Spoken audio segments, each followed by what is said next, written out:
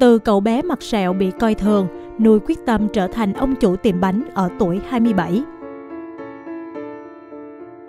Khi mới 6 tháng tuổi, Ngô Quý Hải không may ngã vào nồi cháo đang sôi trên bếp lửa, gương mặt non nớt bị biến dạng nặng nề. Da mặt dính liền vào cổ, tưởng cuộc đời sẽ mãi chìm trong bóng tối. Nhưng vượt lên số phận, cậu bé năm đó giờ đây đã trở thành chủ của một tiệm bánh, với mong muốn được làm nhiều hơn thế nữa. Tôi tên là Ngô Quý Hải, hiện tôi đang kinh doanh một tiệm bánh online nhỏ ở tại quận 7. Lúc mà tôi sinh ra được khoảng 6 tháng thì tôi có gặp một tai nạn, đó là bị té vào bếp lửa. Đó tôi nhớ là tôi nghe gia đình kể đó là tôi đi xe tập đi, xong tôi té vào bếp lửa.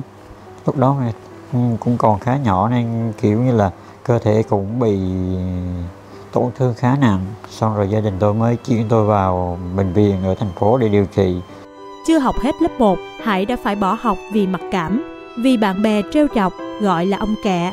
Tuổi thơ của em trôi qua trong nỗi thua thiệt và nhiều giọt nước mắt tủi thân. Về sau, Hải quen một cậu bé câm điếc gần nhà. Hai đứa trẻ không hoàn hảo, trở thành chỗ dựa cho nhau, cùng thả diều, bắt dế suốt những năm tháng tuổi thơ.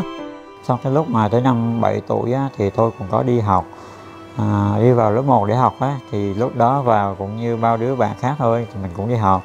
Xong rồi vào đó thì như là con nít ở dưới quê mà cứ sống là chọc bạn bè, cứ trêu chọc đồ này là ông kẹ đồ này ma đồ ấy, thì lúc đó mình cũng buồn, nhưng mà mình cũng không biết tại sao mình lại người khác lại nói mình như vậy, do lúc đó mình chưa nhận thức được cái cơ thể hiện tại của mình bị gì á.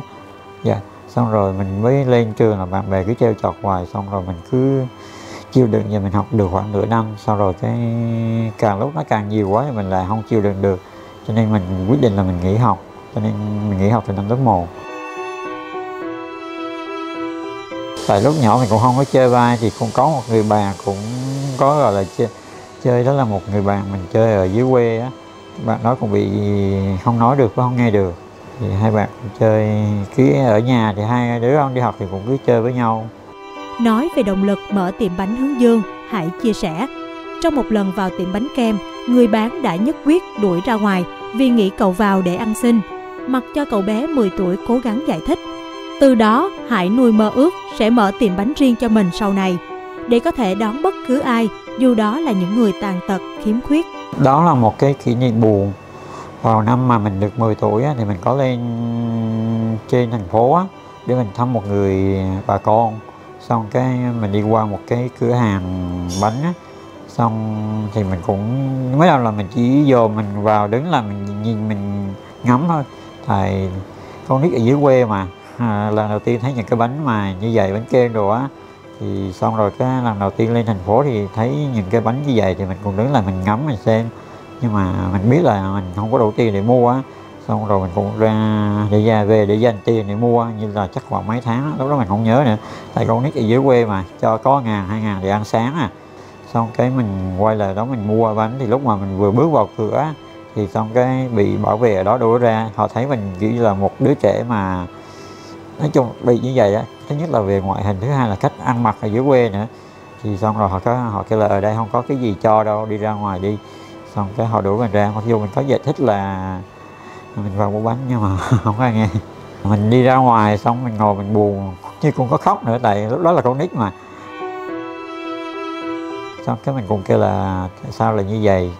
Xong rồi cái mình nghĩ là nếu như mà sau này mình lớn lên, mình có một cái tiệm bánh nhỏ thì mình có thể phục vụ được tất cả mọi người. Mình có thể làm ra những chiếc bánh mà nó có thể là không quá ngon, nhưng mà nó sẽ tới tay mọi người, bất kể những cái người nào. Của mà lấy tên tiệm bánh Hướng Dương là mình thấy cái tên này nó ý nghĩa, vì hoa hướng dương sẽ luôn hướng về mặt trời, dù có cứ gì xảy ra thì nó cũng sẽ hướng về mặt trời. Mình cũng hy vọng là mình mở được cái tiệm này ra như vậy, thì hy vọng có bất cứ chuyện gì thì tiệm bánh của mình cũng sẽ cố gắng duy trì hoạt động. Mở tiệm bánh, Hải không ước mình bán được nhiều tiền. Điều ước lớn nhất của chàng trai bây giờ chính là lan tỏa được nghị lực sống tới mọi người. Đúng như ý nghĩa của cái tên Hướng Dương mà em đã chọn, dù có khó khăn thế nào vẫn luôn hướng về phía mặt trời.